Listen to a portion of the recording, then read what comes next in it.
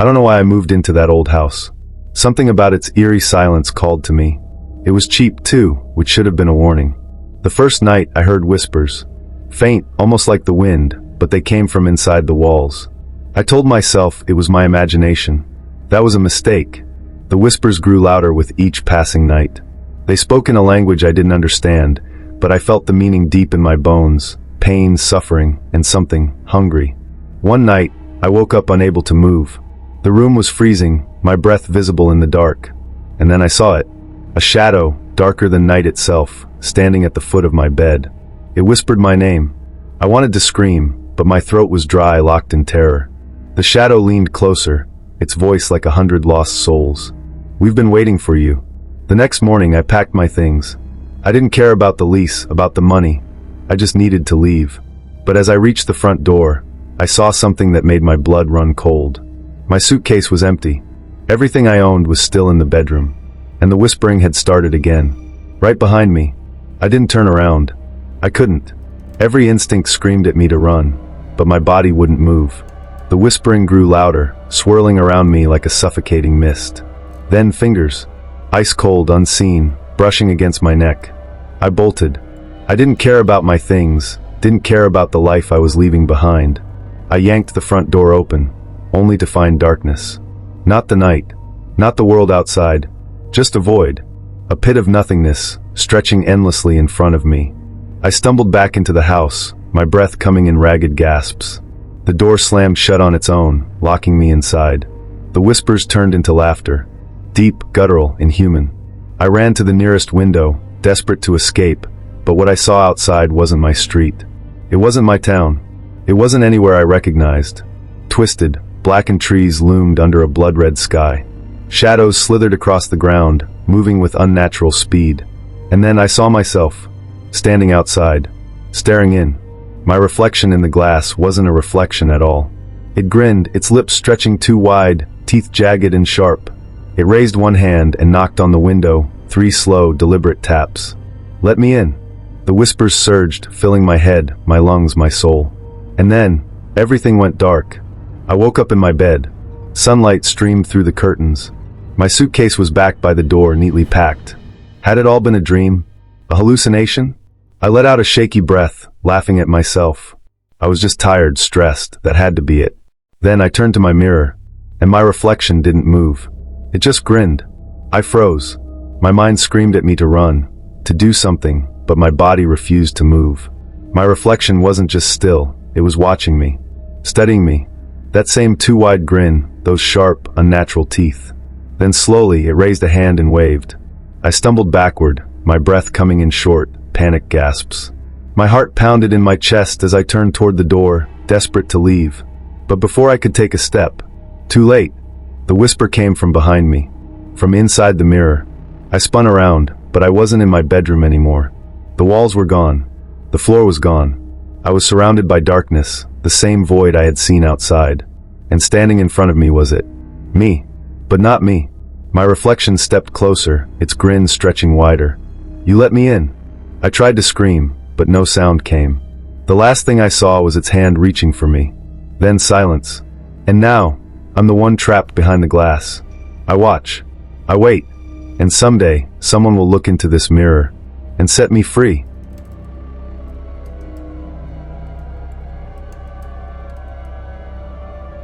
I never liked living alone. Silence always made me uneasy, but after my roommate moved out, I had no choice. It was just me, my tiny apartment, and the constant creaking of an old building settling into the night. Then I started hearing the noises. At first, I thought it was the pipes, soft scraping sounds in the walls, barely noticeable. But then they became deliberate. A slow, dragging movement. Scritch, scritch, scritch, coming from the air vents. I told myself it was just rats, maybe even my imagination, until the whispering started. It was faint, barely audible beneath the hum of my fridge, but I felt it in my bones. Words too garbled to understand, spoken in a voice that didn't belong to anything human. One night, I worked up the courage to check the vent in my bedroom. I unscrewed the cover, my hands trembling. I expected to see dust, maybe a nest of some sort. Instead, I saw eyes, wide, bloodshot, staring at me from the darkness. I screamed, stumbling backward. The vent cover crashed to the floor. The thing inside didn't move. It just watched me. Then it grinned. I slammed the cover back on, heart pounding. I barely slept that night, listening to the sound of something shifting inside the walls. The next morning, I called maintenance. They checked the vents, shining a flashlight inside. Nothing. No signs of rats, no nests, no droppings. The guy just shrugged and told me it was probably my imagination. But I know what I saw. And now, every night, I hear the whispering. Getting closer. I stopped sleeping. How could I when I knew it was in there? Watching. Waiting. The whispering grew bolder. No longer a faint murmur beneath the hum of my apartment. It was everywhere. Behind the walls, under the floor, in the ceiling. Some nights, I swore I saw movement from the corner of my eye. A shadow darting past the vent. A glimpse of something pale and wrong just out of sight. Then one night, I woke up to the sound of metal bending. My bedroom vent was open. The screws lay scattered on the floor. The cover had been pulled off, no, torn off. And something had crawled out. The whispering was closer now. Right next to me. I couldn't move. I couldn't scream. My breath was shallow, my body paralyzed in sheer terror. Then slowly the mattress sank beside me. Something was in the bed. A raspy breath. Fingers ice cold, brushing my arm. The whispering turned into a chuckle, low, mocking. I forced myself to turn my head. And I saw it. A face, inches from mine. Not human. Not anymore. Pale, stretched skin. Wide, bloodshot eyes, too big for its skull. And that grin, jagged, broken teeth, far too many. It opened its mouth. Found you. The lights flickered, then everything went black. I woke up the next morning. The vent was back in place. My room was undisturbed. No signs of anything. Maybe it was a nightmare. Maybe I imagined it. But as I got out of bed, something crunched beneath my feet. Tiny, rusted screws. And from the vent, hidden in the darkness, something whispered my name. I didn't go to work that day. I didn't eat. I didn't move. I just sat on my bed, staring at the vent, waiting for something to happen. But nothing did. The whispering stopped. The apartment was silent. Too silent. That night, I locked my bedroom door. It felt stupid. Locks wouldn't stop whatever was in the vents, but it gave me the illusion of control. I shoved a chair under the handle and kept the lights on. At some point, exhaustion won. I drifted off. And then I woke up. Not in my bed. Not in my room. I was in the vents. My body was twisted, crammed into a space too tight for me to fit. My skin scraped against rusted metal, and the air was thick with dust and something rotten. I tried to scream, but a hand, cold, bony, clamped over my mouth. In the darkness, something moved beside me. Close. Too close. Then that voice. Your turn. The hand yanked me deeper into the tunnels. My nails tore against the metal as I fought, but it was useless. The thing was strong. Too strong. Ahead, I saw a dim opening. A way out. And then, I saw myself. Crawling out of the vent. I ran. I didn't care if I was barefoot, if I had nowhere to go. I just had to leave. I grabbed my keys and bolted for the door. My hands fumbled with the lock, my breath coming in ragged gasps. Then, behind me, scritch, scritch, scritch, the sound of something crawling back into the vents. I yanked the door open and stumbled into the hallway, slamming it shut behind me. My hands were shaking as I pressed my forehead against the wood, trying to catch my breath. Then my phone buzzed. A notification. I pulled it out with trembling fingers and looked at the screen. New voicemail. I hadn't heard my phone ring. I shouldn't have listened. I knew I shouldn't have. But my hands moved on their own, my thumb pressing play. At first, just static. Then breathing. Ragged wheezing. Too close. And then, in that horrible whispering voice. You can't run from home. A click. Silence. I didn't go back inside. I ran down the stairs, out into the freezing night, and kept running until my legs gave out. I checked into a motel across town, locking the door behind me, barricading it with a chair. I didn't sleep. The next morning, I called my landlord. I made up an excuse, family emergency, job transfer, anything to get out of my lease. I didn't care about the deposit. He just sighed and told me to leave my keys in the mailbox. I went back to the apartment in broad daylight, hoping, praying that whatever was inside only came out at night. The place was exactly as I had left it. Empty. Quiet. But as I placed my keys in the mailbox, I heard it. A faint whisper. Coming from my bedroom window. I forced myself to look up. The blinds were drawn, but I saw it. A shadow. A figure standing behind the glass. watching me, grinning. I turned and left. I never looked back. It's been months. I moved to a new city, a new apartment. I don't talk about what happened. I try to forget. But some nights, when the world is silent, I hear it. Scritch, scritch, scritch. And I know it's found me again. Last night, I woke up to the sound of metal bending.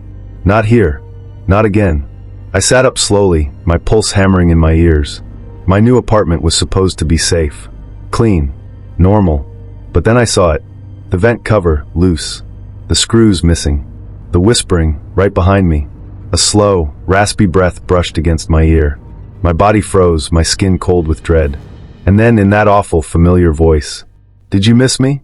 The lights flickered. The last thing I saw was a shadow crawling from the vent, its grin stretching wider. Then, darkness.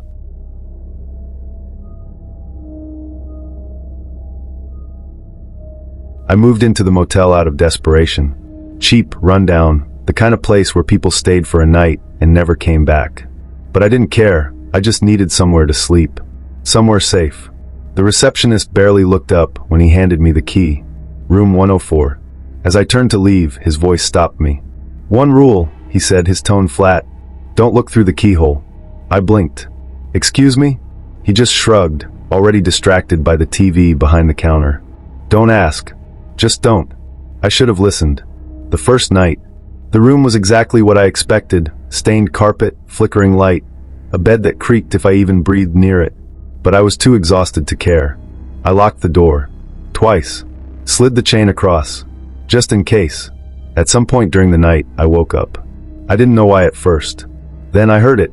A faint shuffling sound. From the hallway. My breath caught. I stared at the door, heart pounding. Someone was out there. I sat up slowly, listening. No voices. No footsteps. Just that soft, dragging movement, like bare feet sliding across the floor. Then, a tap. Soft. Deliberate. Right against my door. I didn't move. Didn't breathe. The air felt heavy, thick with something wrong. Another tap. Then silence. I don't know how long I sat there, frozen in bed, waiting. But eventually exhaustion won. I collapsed back onto the pillow, gripping the blankets like they could protect me. I told myself it was nothing. The second night, I woke up at the same time. That same shuffling sound outside. This time, curiosity got the best of me. I slipped out of bed and crept toward the door, heart hammering. Slowly, so slowly, I pressed my eye to the keyhole. At first, I saw nothing. Just darkness. But then something moved. A pale shape. Faint, blurred. Like a person standing far away, barely visible. And then, it turned toward me. A rush of cold washed over me. My breath hitched. But I couldn't look away. The figure had no features. No eyes, no mouth, just smooth white skin. Like a mannequin left to rot in the dark. It stood there, watching me. And then, it smiled. I stumbled back, heart pounding. My hands fumbled for the lock, checking, double-checking, that the door was still secure. I barely slept after that. The third night, I didn't want to know if it was there. I tried to ignore the sound outside. The whispering. The way the air felt thick and heavy. But something pulled me toward the door. My hands trembled as I leaned forward. As I looked through the keyhole. Darkness. I let out a shaky breath. Maybe it was gone. Maybe I imagined everything. Then I remembered something. The first time I had seen white. Pale, smooth skin. But now it was pitch black. Like something was on the other side, covering the keyhole, watching me. I stumbled back, ball rising in my throat. I grabbed my bag, my shoes, my keys. I didn't care that it was the middle of the night. I had to leave. As I yanked open the door, my heart nearly stopped. The hallway was empty, but the receptionist was standing at the front desk, like he had been waiting for me. He sighed when he saw my face, like he had seen it 100 times before. "You looked, didn't you?" I couldn't even answer. My body was shaking too hard. He just nodded, like he already knew. They always do.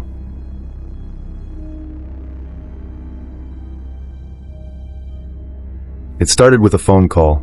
I was half asleep when my phone buzzed on my nightstand. Groggy, I reached for it without thinking. Unknown caller. I almost let it go to voicemail, but something made me answer. "Hello." At first, silence. Then, "I see you." My stomach dropped. The voice was wrong. Not robotic, not distorted, just wrong. Flat, emotionless, like someone was imitating a human voice without understanding how it worked. I hung up.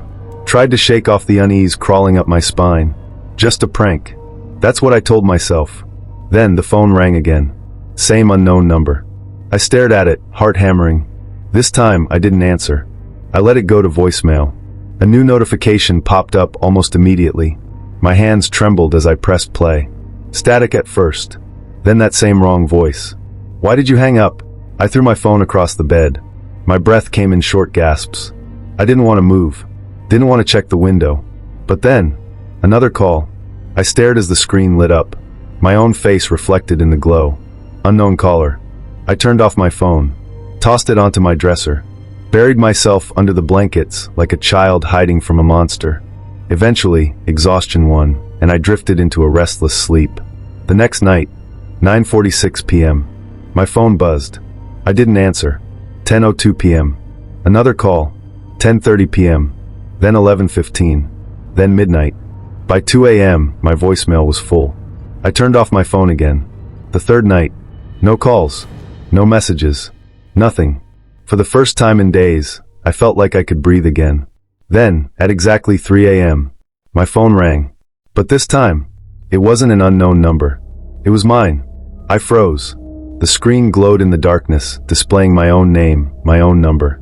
My own face staring back at me. The ringing continued, shrill and insistent.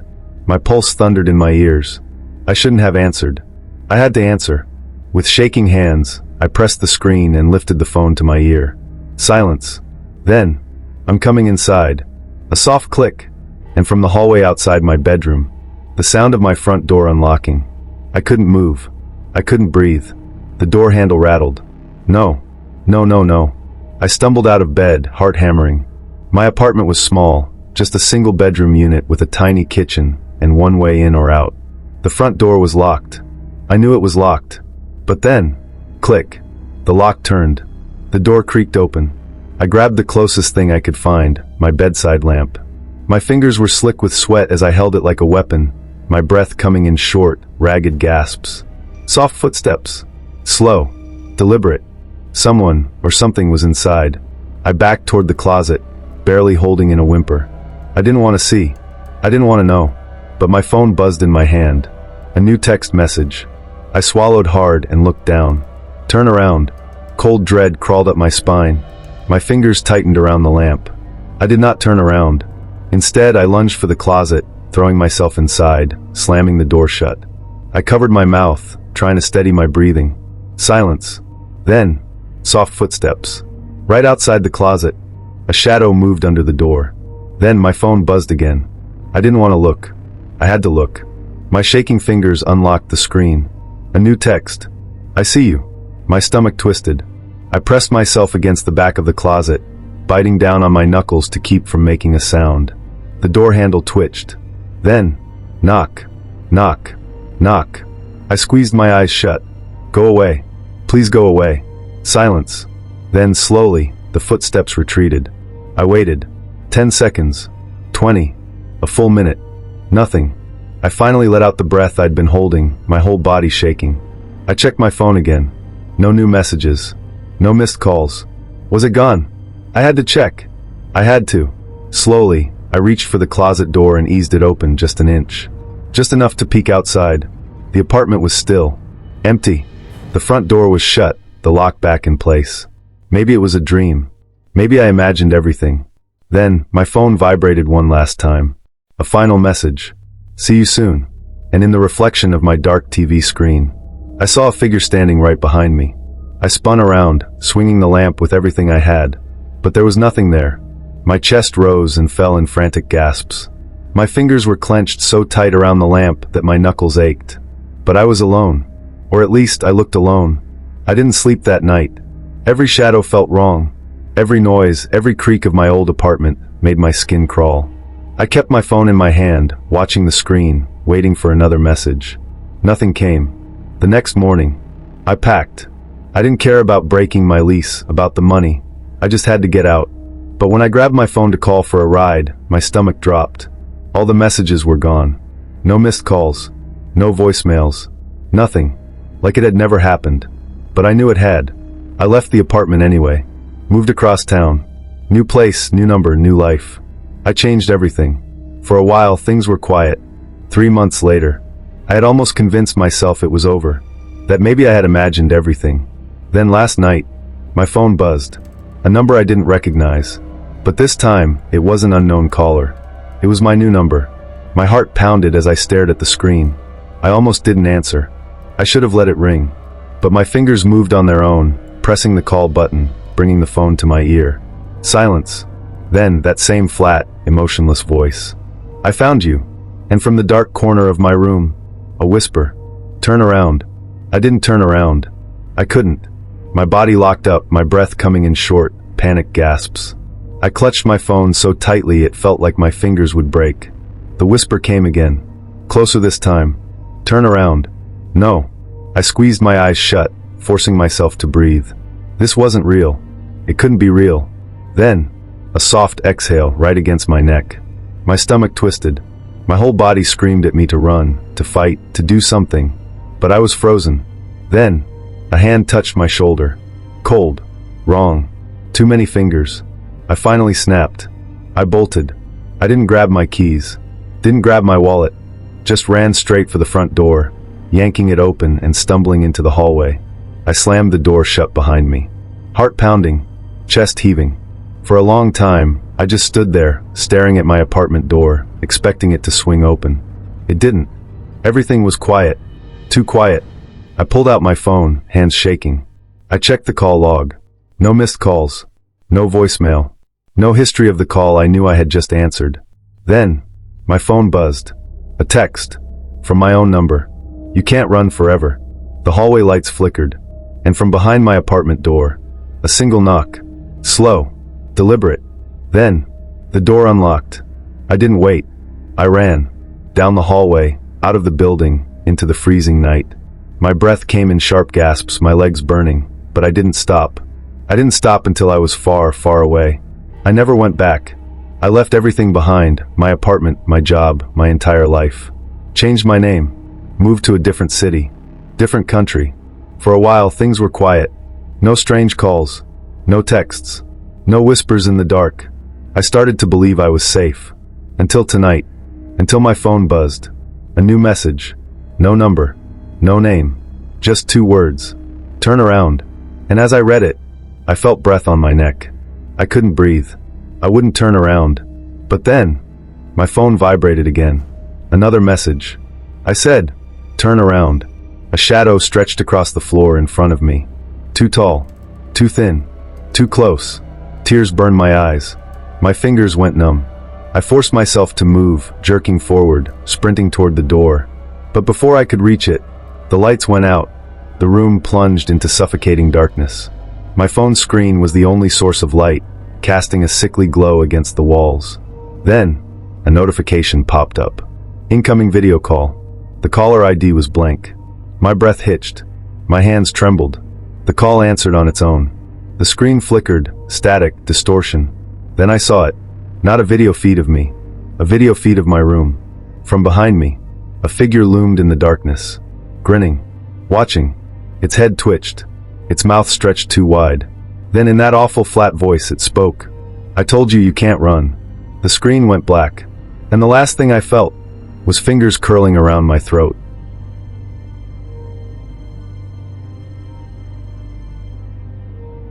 I worked the night shift as a janitor in an old office building downtown. Nothing fancy, just empty cubicles, buzzing fluorescent lights, and silence. A lot of silence. But last night, something changed. It started with the elevator. 1:13 a.m. I had just finished mopping the 3rd floor when I stepped into the elevator, pressing the button for the lobby. The doors slid shut. But instead of going down, the elevator went up. I frowned, watching as the numbers climbed past the top floor. 6, 7, 8. That wasn't right. The building only had 7 floors. The elevator shuddered to a stop. A soft ding. The doors slid open. Darkness. Not like a power outage. Not like the dim glow of emergency lights. This was pure blackness. Like the world beyond the elevator just didn't exist. Every instinct screamed at me to stay inside. But then, I heard it. A soft shuffle. Bare feet against the floor. Something moved in the darkness. Coming closer. 1:15 a.m. I stabbed the close door button. My pulse pounded in my ears. The doors did not close. A whisper. Low. Hissing. I couldn't make out the words, but I could feel them. Like breath against my skin. My fingers slammed every button on the panel. Anything to make the elevator move. Then, a single, pale hand reached into the light. Thin. Bony. Fingers stretched too long. I choked back a scream. The doors finally slid shut. The elevator lurched downward. I sagged against the wall, gasping for breath. My whole body trembled. The lights flickered. Then the panel. No floors. The numbers were gone. Just a blank, glowing screen. And then, soft breathing. Inside the elevator with me. 1:17 a.m. I didn't turn around. I couldn't. The air grew heavy, thick with the scent of something rotting. The lights flickered again, just for a second. And in that second I saw it. A reflection in the elevator doors. Not mine. Something behind me. Tall. Wrong. Its head tilted too far, its mouth stretched into a grin full of jagged, broken teeth. My body locked up. I squeezed my eyes shut. This wasn't real. It couldn't be real. Then, a whisper. Right against my ear. Wrong floor. The lights died. The last thing I felt was fingers cold and wet wrapping around my neck. 1:18 a.m. Darkness swallowed me. The elevator wasn't moving anymore. The walls felt too close, the air too heavy, pressing down on my chest like I was being buried alive. And the hands. Cold. Wet. Wrong. They slid up my neck, fingertips brushing my jaw. Too many fingers. Too thin. A whisper slithered through the dark. You don't belong here. I thrashed, kicking, clawing, gasping for breath. And then, the elevator doors slid open. Light poured in, too bright, burning my eyes. I stumbled forward, hitting the ground hard. Carpet. Soft, clean carpet. I was back. Back in the lobby. The elevator sat behind me, its doors gaping open. Empty. The night guard at the front desk looked up, blinking in confusion. You okay, man? I stared at him. My hands trembled. My throat ached. I turned back to the elevator. The doors slid shut. The panel above flashed. My stomach twisted. There was no basement level 1. I ran. I quit that night. Left my uniform, my keys, everything. I didn't even go back to my apartment. Just drove. Kept driving until the office building was miles behind me. For weeks, I tried to tell myself it was a dream, a hallucination, stress. Then last night, my phone buzzed. A notification. Missed call, unknown number, and a voicemail. With shaking hands, I pressed play. Static. Then, a whisper. Wrong floor. And in the reflection of my phone screen, a figure standing right behind me. I spun around. Nothing. Just my dimly lit apartment, empty and silent. But my body knew better. The air felt thick, like something unseen was pressing against me, watching, waiting. My skin prickled with the unmistakable sensation of being observed. I gripped my phone, staring at the screen. The voicemail was still there. I hadn't imagined it. Then, another call. My breath hitched. My thumb hovered over the decline button, but the phone answered on its own. A crackle of static. Then, you left. My stomach dropped. You don't belong there. The whisper was too close, like the speaker was right inside my ear. I ended the call. The phone rang again. I threw it across the room. It didn't hit the ground. It stopped midair, then slowly floated back toward me. I stumbled backward, my legs nearly giving out. The phone hovered at eye level, the screen lighting up with another message. Come back. Then, or we'll bring you back. I didn't sleep. By morning, I had convinced myself that leaving town was the only option. I packed a bag, booked a last-minute bus ticket, and was halfway out the door when my phone buzzed. New notification. A photo. I hesitated before opening it. It was a picture of my apartment door, taken from outside. My hands turned to ice. I grabbed my keys, yanked the door open. The hallway was empty. No footsteps. No sounds. But I could feel it. I wasn't alone. And then in the distance, the soft chime of an elevator. Something stepped out. I didn't see it. I didn't have to. I ran. But as I reached the stairwell, my phone buzzed one last time. A final message. Wrong floor. Then, the lights went out. The darkness swallowed everything. I froze in the stairwell, heart hammering, ears straining for any sound. Silence. Then, soft footsteps. Not running. Not stumbling. Just walking. Slow. Deliberate. Coming toward me. I gripped the railing, feeling my way down the stairs in the pitch black. My breath came in short, panic bursts. Another step. Another. The footsteps above me stopped. I wasn't alone. Something was standing at the top of the stairs, watching. Then, a whisper. Going down. I bolted. I didn't care if I tripped, if I fell headfirst down the stairs. I just ran. My hands scraped against the rough walls as I stumbled downward. Then, the stairwell ended. Not at the lobby. Not at the ground floor. I stood in front of a single metal door. My stomach twisted. There was no basement level one. I turned back, but the stairs were gone. Just endless darkness stretching up into nothing. A cold hand pressed against my back. I didn't scream. I couldn't, because before I could even think, the door opened on its own. The wrong floor. Pitch black. A hollow space beyond the doorway. Not an office. Not a parking garage. Just emptiness. Then, a flicker of light. Dim yellow. Flickering like a dying bulb. Enough to see the figures. Lined up. Facing the doorway. Dozens of them. Tall. Thin. Heads tilted at unnatural angles. Their skin stretched too tight. Their mouths too wide. And then, as one, they grinned. The whisper came again, but this time, it wasn't just one voice. It was all of them. You finally made it. Then, a hand shot out and pulled me inside. The door slammed shut. And the last thing I heard, the elevator dinging, going back up without me. Trapped. Darkness. Cold. Heavy. Pressing against my skin like a living thing. The figures surrounded me, their grins stretching wider, their hollow eyes locked onto mine. I tried to move. To scream. To run. I couldn't. A single bulb flickered above me, casting long, twisting shadows on the walls. Then, a familiar sound. A phone buzzing. I looked down. My phone was in my hand. But the screen. No signal. No time. Just a single message. Welcome home. I shook my head. No, this wasn't happening. I turned, searching for a door, an exit, anything. But there was no door anymore. No elevator. No stairs. Just endless, empty hallways. Stretched too long. Twisting in ways they shouldn't. The figures stepped closer. Their voices whispered in unison, a sick chorus of hissing words. Wrong floor. Wrong floor. Wrong floor. A cold hand touched my shoulder. I turned, and saw myself. But not me. Something wearing my face. Grinning. Its hand reached up, and pressed a single finger against my forehead. My vision blurred. The figures around me vanished. The hallways twisted, pulled, collapsed. I gasped. I was standing in an elevator. The doors slid open. The night guard looked up, eyebrows raised. You okay, man? I stumbled forward, the fluorescent lights burning my eyes. I turned back to the elevator. The doors were still open. But inside, for just a second, I saw the hallways, the figures, the thing wearing my face, grinning. The doors slammed shut. The panel above flashed, going down. And I knew. I hadn't escaped. Not really. Because the next time that elevator stopped, it would be coming for me.